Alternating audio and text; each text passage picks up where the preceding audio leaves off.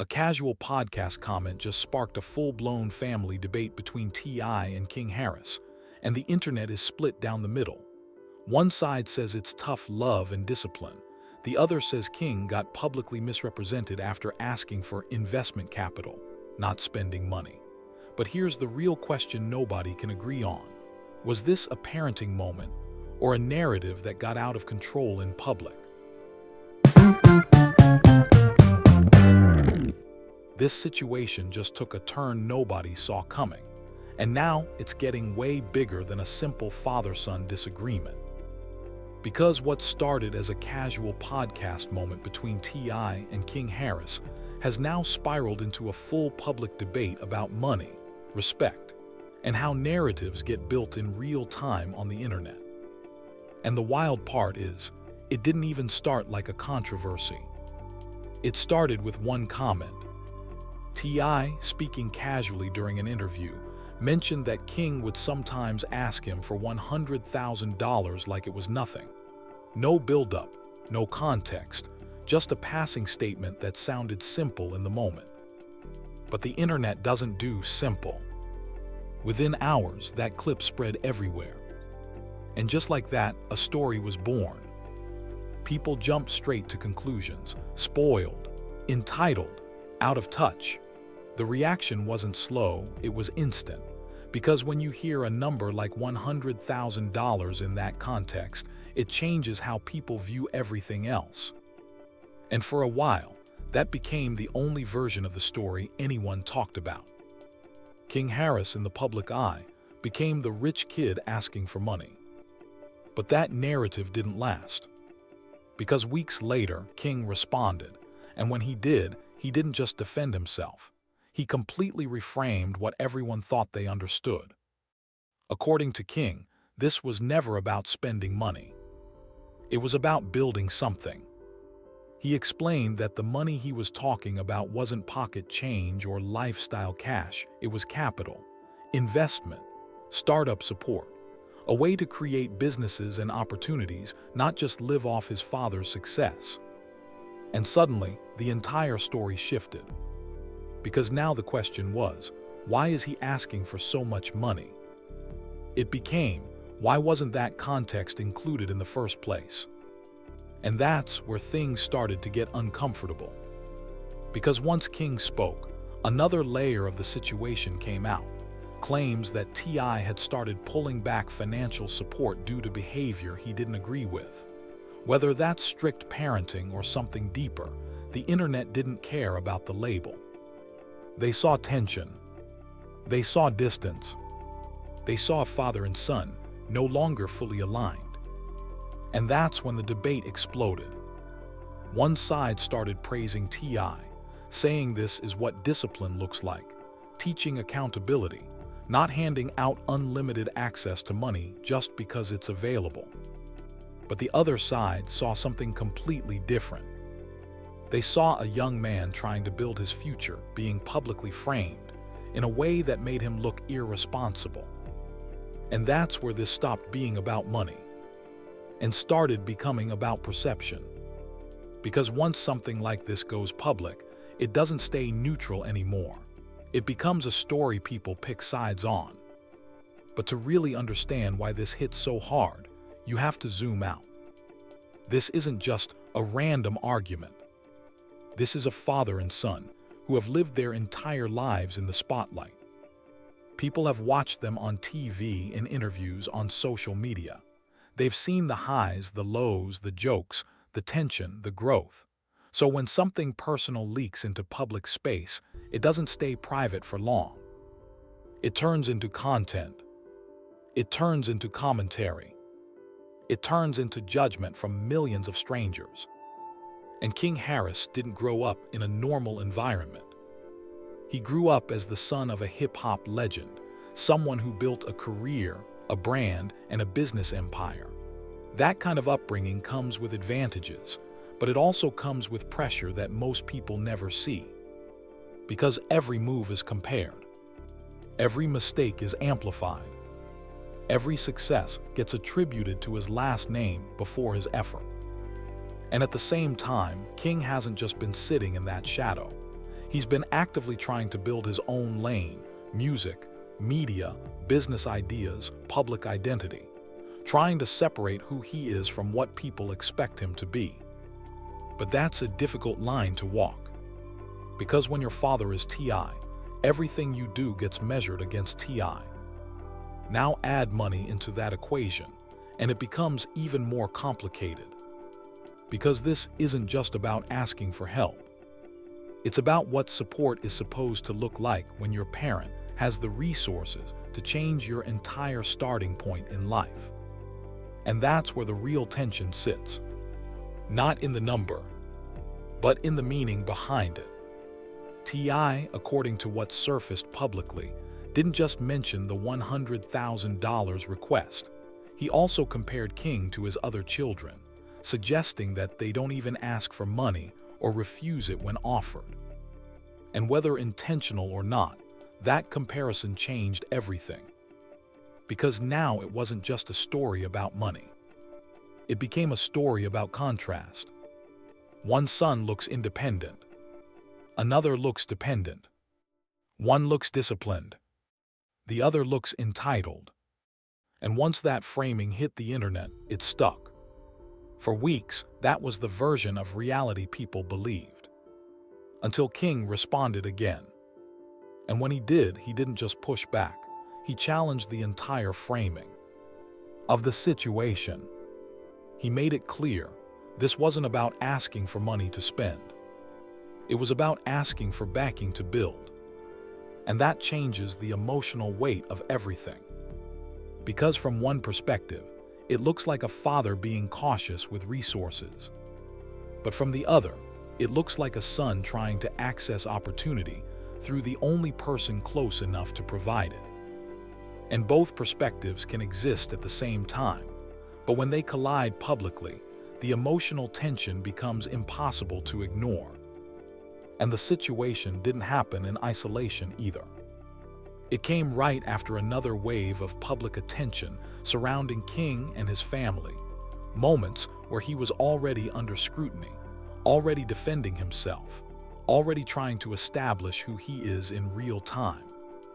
So when this financial conversation resurfaced, it wasn't just about money anymore. It felt layered. It felt personal. It felt like identity, reputation, and family dynamics all colliding at once.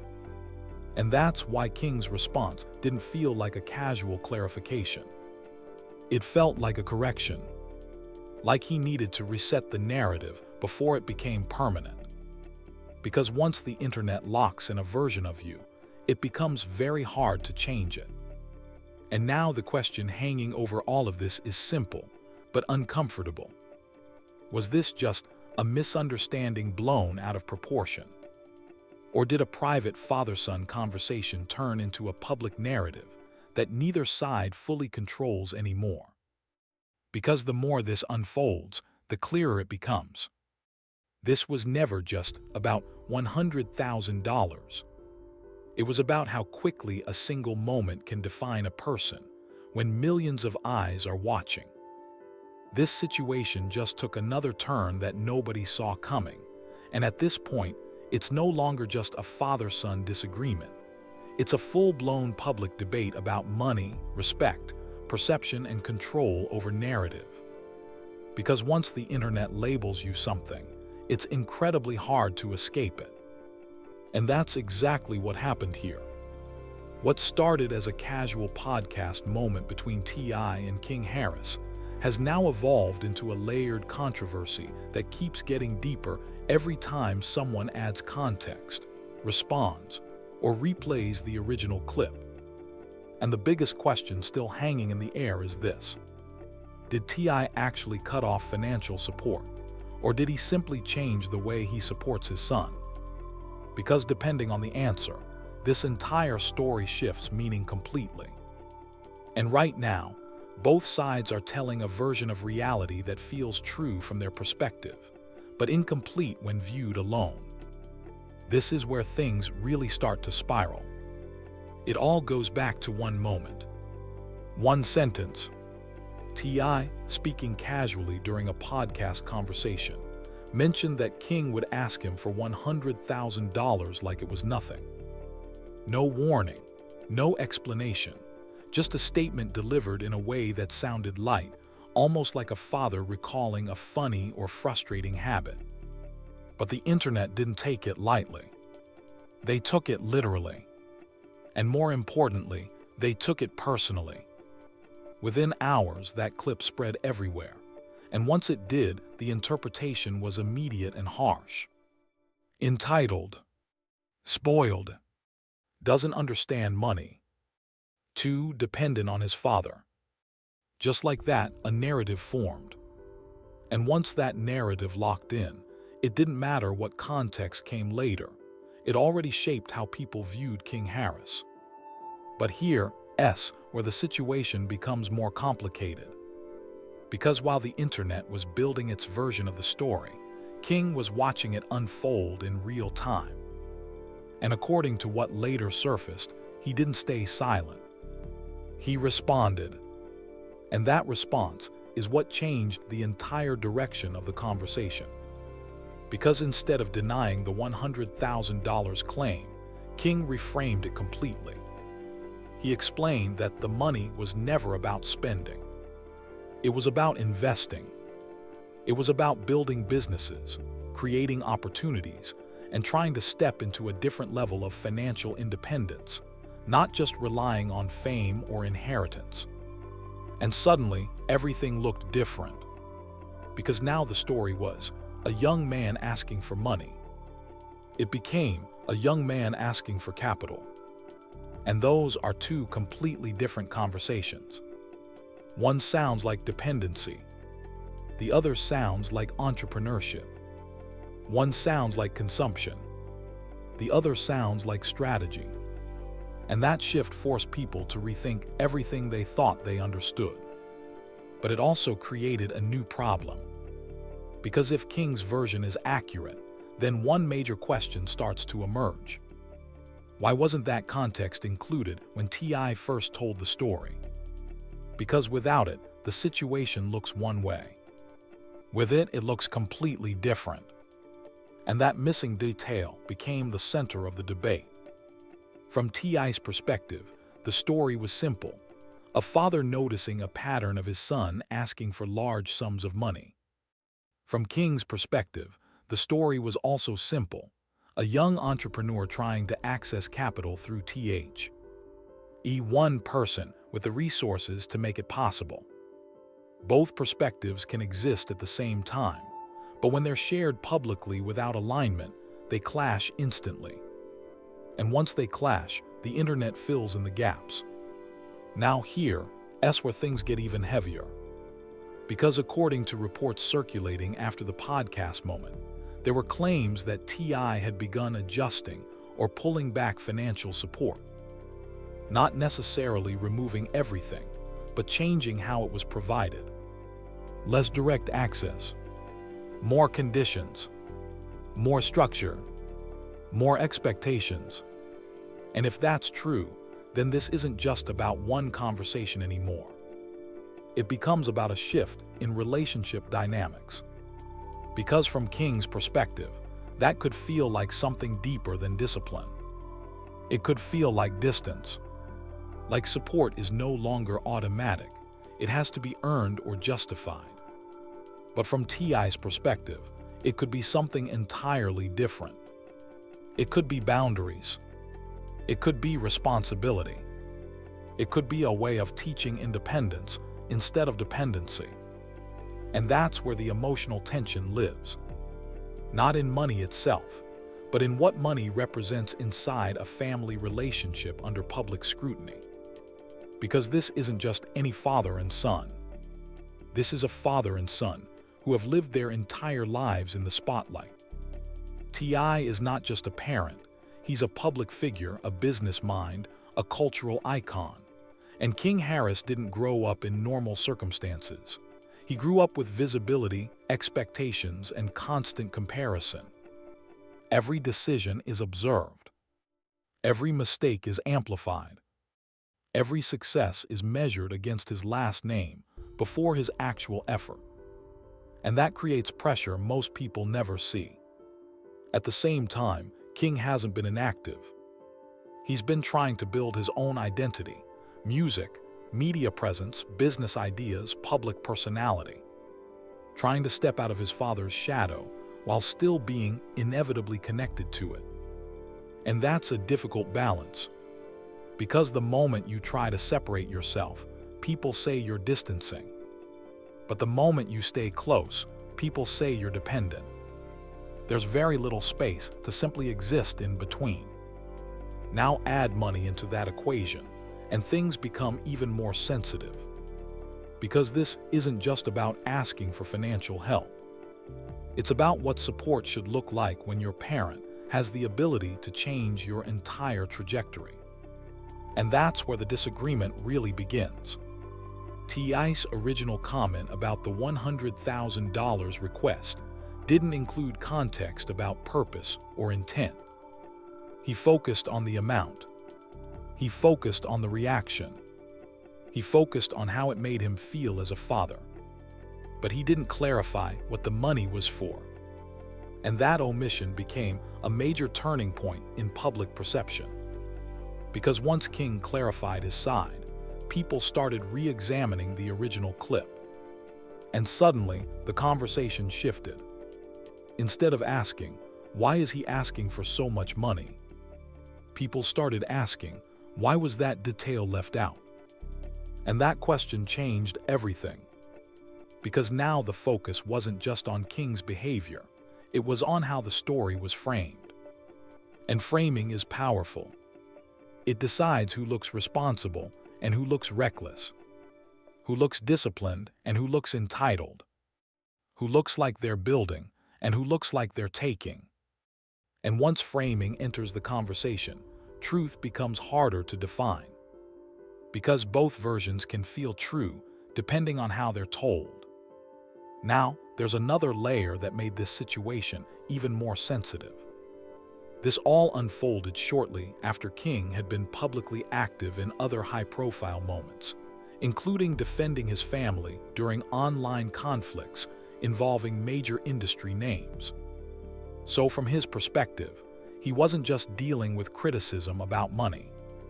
He was already in the middle of public pressure, defending his name, responding to controversy, and trying to maintain his image. And then, shortly after that, his father publicly mentions the $100,000 request in a way that, intentionally or not, cast him in a negative light. To King, that likely didn't feel like just commentary. It may have felt like exposure. And that's why his response wasn't casual. It felt necessary. Because when your image is being shaped in real time, silence often means acceptance. So he spoke. And when he spoke, he didn't attack. He clarified. He reframed. He tried to restore context. But the internet doesn't reset easily. Because once a narrative spreads, it doesn't disappear, it evolves. Now there are two competing versions of the story. One says King is privileged, dependent, and asking for too much too easily. The other says King is entrepreneurial, forward-thinking, and trying to use access to build something bigger than himself. And the truth, it likely sits somewhere in between. But nuance is rarely what spreads online. Emotion spreads faster. Judgment spreads faster. Simplified narratives spread fastest of all. And that's why the situation escalated so quickly.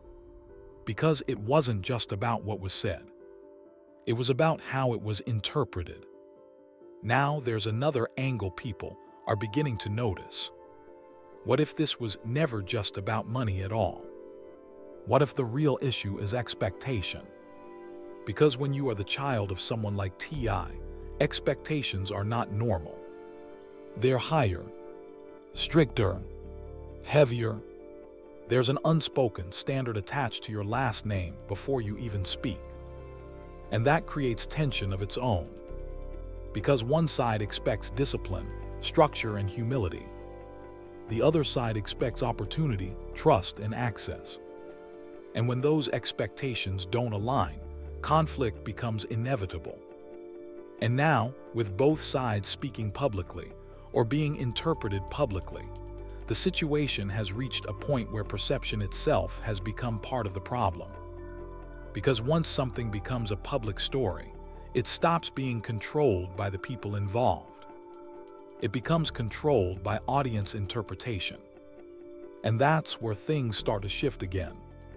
Because people are now looking back at T.I.'s original statement with fresh eyes. And they're noticing something important. Context was missing, not necessarily intentionally, but significantly. And that missing context changed how the entire situation was understood. Which raises an uncomfortable question. Was King misrepresented? Or was this simply a father sharing frustration without realizing how it would be received publicly? And the truth is, both things can be true at the same time. But online, only one version usually survives. Now, there's one final layer that keeps this situation alive. Because what if this isn't about support being removed at all? What if it's about support being redefined? Instead of direct financial assistance, maybe the structure changed. More boundaries, more accountability, more responsibility placed on King to build independently rather than receive directly. And if that's the case, then this isn't a story about loss. It's a story about transition. But transitions are rarely understood in real time. They're usually interpreted as conflict first, and meaning only comes later. And that's where this situation currently stands. Not resolved, not clearly defined, still shifting, still being interpreted. Because at the center of it all, this isn't just about $100,000. It's about how support is defined, how narratives are shaped, and how quickly a private family dynamic can become public debate in a matter of hours. And now the question isn't just what happened. It's what people think happened. And in situations like this, that difference changes everything. And if that's true, then what people are calling a fallout might actually be something more complicated. Not a breakdown, a transition, questioning what was said and what wasn't. And now the debate isn't just about behavior. It's about storytelling. Who framed it correctly? Who left out context? Who controlled the narrative first? And that's where things get even more complicated. Because once a public narrative forms, it doesn't just stay about the people involved. It spreads. It turns into a wider conversation about privilege, parenting, expectations, and responsibility. Even people who don't follow the Harris family closely are weighing in now. Because the situation feels familiar on a human level, even if the scale is different. Everyone understands the tension between support and independence. Everyone understands the struggle between guidance and freedom. And that's why this story resonates beyond celebrity drama. It reflects something bigger, something people recognize in their own lives, just amplified under a spotlight. But despite all the opinions, all the breakdowns, and all the debates, one thing remains unchanged.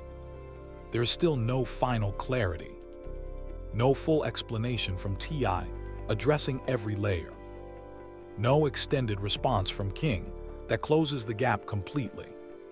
Just fragments, clips, interpretations, and silence in between. And that silence is exactly why this story isn't ending. It's still unfolding. Because in situations like this, the real conclusion doesn't come from the internet. It comes from what happens next. And that silence is exactly what's making everything more intense. Because when neither side fully steps in to clarify, the internet doesn't slow down, it speeds up. People start filling the gaps with theories, opinions multiply, narratives harden, And suddenly, what started as a single podcast comment turns into an ongoing debate that nobody can fully control anymore. And right now, it feels like everyone is waiting for the same thing. The next move. A statement. A clarification. Something that either confirms the story people believe or completely shuts it down. But until that happens, the conversation doesn't fade. It grows, because every passing day without a clear answer adds more fuel, more speculation, more interpretation, more pressure, and the situation starts feeling less like a moment and more like a build-up to something bigger. Because here's the reality. Situations like this don't just disappear quietly. They either settle or they explode again in a new direction. And based on everything so far, it doesn't feel like this is settling. It feels like it's still rising. Now the deeper question becomes, who speaks next? T.I., King, or someone else entirely shifting the narrative again? Because whoever speaks next doesn't just add to the story. They potentially redefine it. And just when it feels like everything has already been dissected from every angle, there's still one perspective that changes how you see the entire situation. Because this was never just about $100,000. Not really. That was only the surface. Underneath it is something more complicated. A shift in relationship dynamics. From pure fatherly support to structured expectations. From providing everything to preparing for independence. And if you zoom out far enough, that's what this might actually be about. A transition, not a breakdown. But here's the problem with transitions like that. They're rarely understood when they happen, especially not when they're made public. Because what might feel like discipline from one side can feel like exposure from the other. And that's where the real tension lives. Because there's another possibility people are starting to consider. What if that podcast moment wasn't random at all? What if it wasn't just a casual comment, but a deliberate message? Not to embarrass, not to attack, but to signal a shift. Because sometimes, when private conversations aren't creating change, people change the stage. They make it public. They make it visible. They turn personal frustration into a public lesson. And if that's what happened here, then that clip wasn't just commentary, it was communication. But that same moment from King's perspective can feel completely different. Not guidance, not a lesson, but exposure. Because when you're trying to build your own identity, the last thing you want is a version of yourself being defined publicly without full context. That's where his response starts to make sense. Because he didn't just react emotionally. He responded strategically. He didn't deny the situation. He reframed it. Investment, capital, business building, not spending, not dependence. And that shift changes everything. Because suddenly, the conversation is no longer about entitlement. It's about ambition. But here's the twist that keeps this situation alive. Both perspectives can be true at the same time. T.I. can genuinely feel like boundaries are necessary. Like structure is needed. Like independence has to be taught, not handed over. And King can genuinely feel like he's trying to build something real, using the resources available to him in the most practical way possible. Two realities. Two interpretations, one public conflict, and the real tension isn't in what was said. It's in how it was understood. But just when it feels like the situation has been fully mapped out, another layer comes in. Timing, because this didn't happen in isolation. It followed a period where King was already publicly active, already in the middle of online tension, already defending his name and his family in high-pressure situations. So from his point of view, this doesn't feel like an isolated comment. It feels like a continuation of public scrutiny. But from T.I.'s perspective, it could feel like something else entirely. A need to reinforce boundaries before things escalate further. Same timeline, different meanings. And that's where friction starts. Because once interpretation replaces direct communication, the internet steps in to interpret the rest. And that's exactly what happened here. Now the entire conversation has split into two strong narratives. One side says this is parenting at its core, teaching discipline, preventing entitlement, preparing a young man for real-world responsibility. The other side says this is misrepresentation, that King's intentions were misunderstood, that context was missing from the beginning, and that what looked like entitlement was actually ambition without explanation. And that's why the debate has become so heated. Because everyone is now arguing not just about actions, but about intent. And intent is harder to prove than anything else. Meanwhile, industry voices and everyday viewers have started weighing in too. Some saying wealth changes parenting dynamics. Some saying access doesn't guarantee entitlement. Some saying support should be earned. Others saying support should be strategic when generational wealth is involved. And suddenly, this isn't just a family discussion anymore. It's a broader conversation about money, legacy, responsibility, and independence. But even with all that noise, one thing remains unchanged. There is still no final answer, no full clarification, no complete breakdown from either side that settles everything. Just fragments, clips, interpretations, and ongoing debate. And that's why the situation keeps growing instead of fading. Because unresolved stories don't disappear online, they expand.